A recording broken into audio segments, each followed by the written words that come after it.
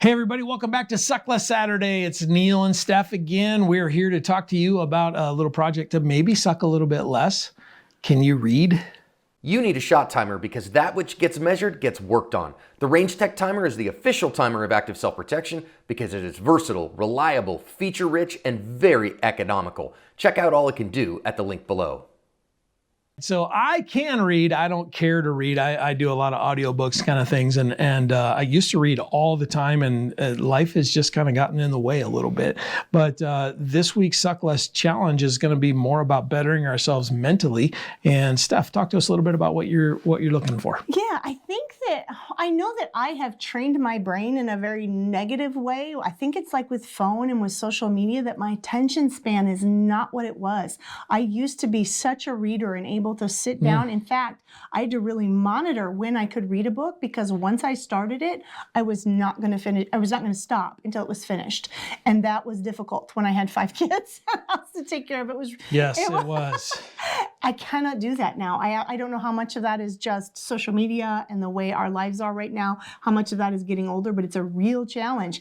And yet there's so much great information in books from, really all genres, but we're here talking about self-defense. So I just thought I would talk about some that, and you can talk about some that have really been interesting reads or have really changed the way I've thought about something, and just share those with you. And I would love to, we can pull a range monkey here and say, hey, drop your favorite book down in the comments. Why it's your favorite and why you like it and why we should read it. Do your best sales pitch for your favorite book. And I'm going to say it doesn't even have to be about self-defense. Let's just have a good old-fashioned book club about what your favorite thing is. However, I'm going to try to keep my recommendations on that topic. But that is your assignment. I want to know what your favorite book is. Drop it in the comments, or you can go to our Ask Dry Fire Challenge and start a thread there, and we'll all drop our favorite books there. Right. But why don't you start? Because like you said, you're not a big reader, and when you are, it's more fictional type books that you really enjoy. Yeah, I'm telling you, if you haven't read any of Larry Correia's books, you haven't lived yet. He's a very good storyteller. Yeah, those are great stories. Monster Hunter International, The Dead Six, The Grimoire.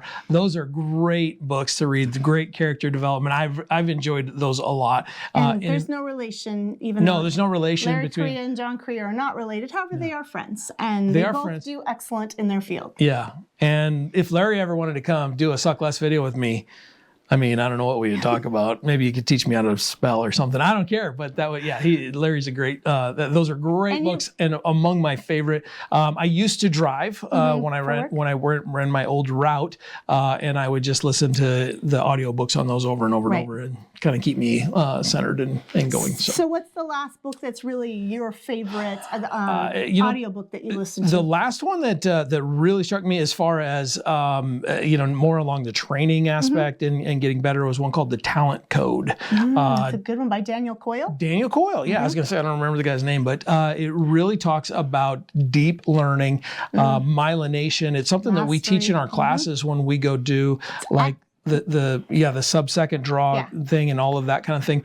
We're really teaching people how to do deep practice and build myelination in their brain. And this book is really about that, about it. It's really a fantastic book, and I think it's well written. It's actually one that we use as part of our assigned reading in our instructor certification class. It's a 6-month journey. It's a cohort, really. It's not a little thing. You're going to be reading a lot of books, and there's lots of people that really like the Talent Code. It is, and frankly, just the other night, we're wrapping up the 3rd cohort right now. We did a What's Your Favorite Book and Why, and almost every single person said the Talent Code was their favorite book because there's some science there. There's some great stories of how it works and how it's worked for specific people, and and then you can really see how it works for yourself as well really quickly. So that's a top shelf book for me right there. He did a second one called The Culture Code. I don't know if it's a second before a prequel or after. I've read that one as well. Also very good. More sort of workplace related and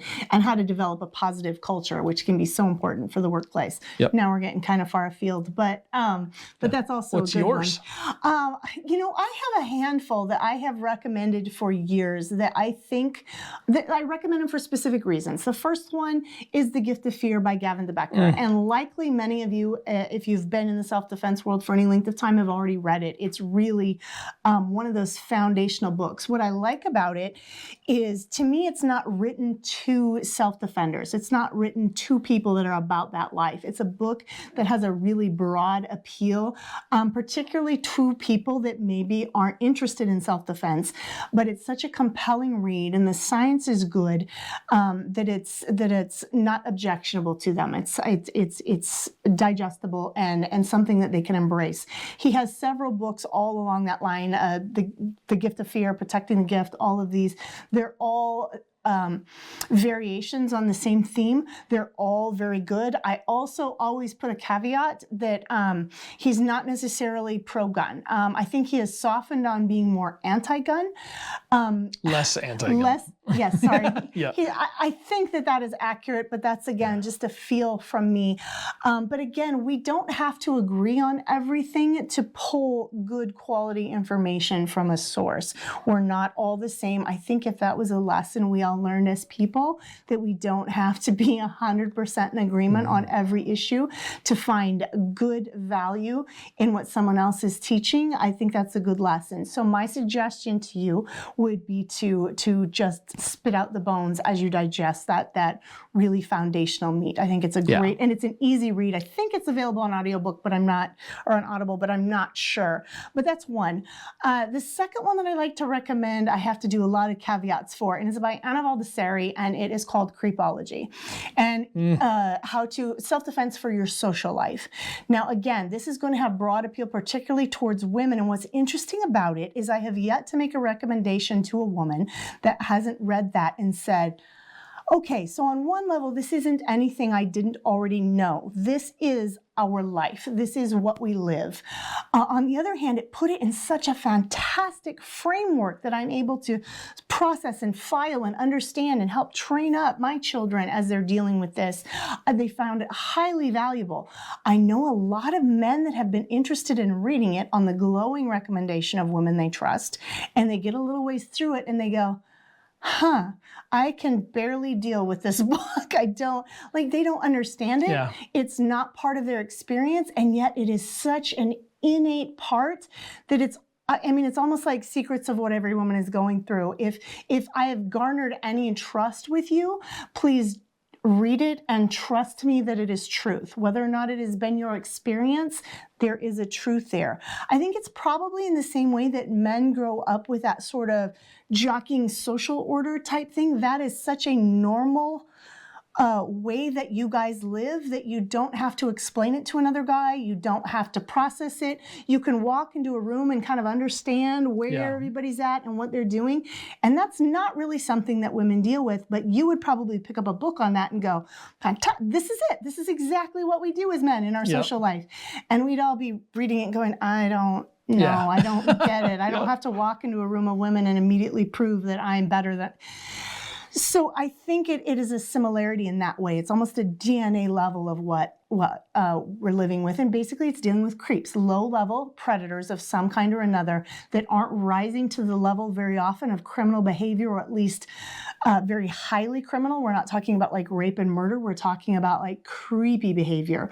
And it's because they can do that indefinitely and never get in trouble for the most part. And so you have to know how to deal with that guy too. So that is a great book.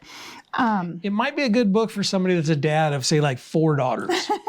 It might help you understand and maybe support your kids a little bit more and those kind of things, and or your wife. I don't know. I mean, you do you. Your mileage may vary. Right. Just saying. It's a good one, and it's a pretty easy read. She's very, very scholarly. Very words are definitely her medium as she kind of explains all of this. So, so it can be a little bit more challenging read. I really think it's worth it to get through it. I don't think you can get much better for like a self-defense read than like a Deadly Force by Massad Ayoob. It's just, you should probably be reading that with some regularity every couple of years just to really get everything nailed down and dialed down, particularly if you're not living in this world every day all the time trying to explain it. It's easy to lose track of some of those words and terms.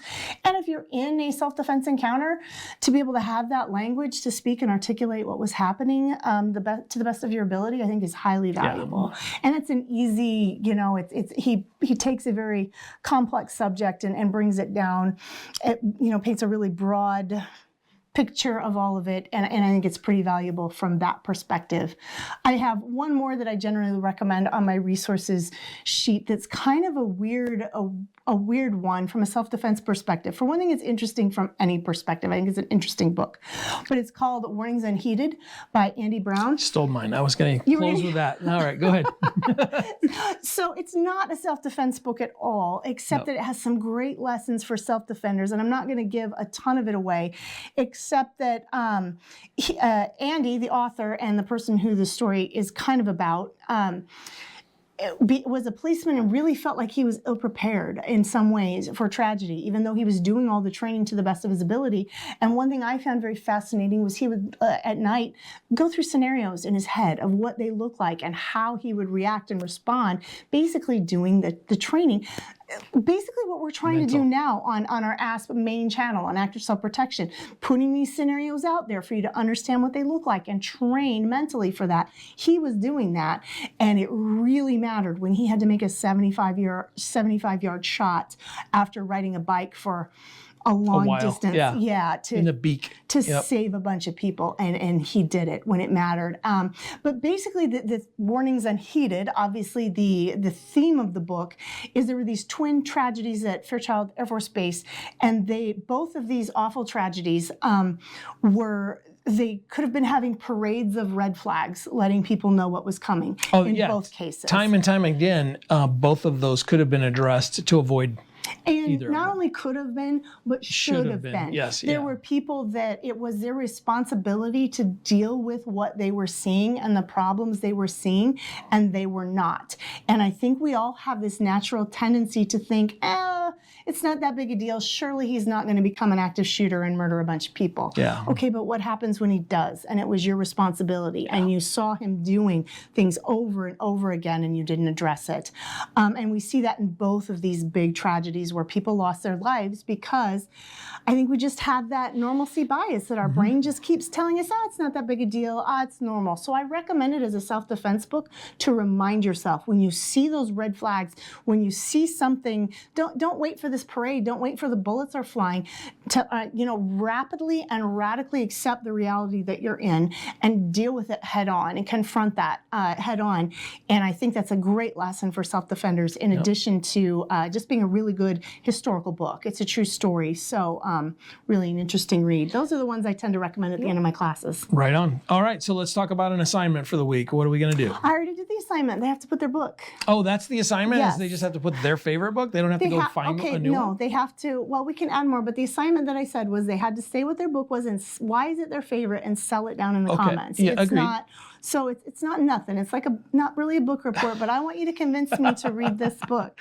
Why you like it, why it's important, and why I should read it. I don't know if I will because my life is crazy, but if there's a few, I'll try to find a few out of there and read them, and I would encourage all of you to do that too. You want to add that they need to find a new book? I would say that to anybody to go in and once you place your comment, read the rest of the comments and find one that you want to get for yourself and spend a little bit of time in there. It is, I was really interested in your take because you and I have never discussed this before, but I do notice that when I sit down to actually read a hard copy book, I struggle. And I think it is because, we're so used to just swiping up and we skip half of what we see. Yep. Hopefully, if you're not skipping half of what you see, that's online. A problem too.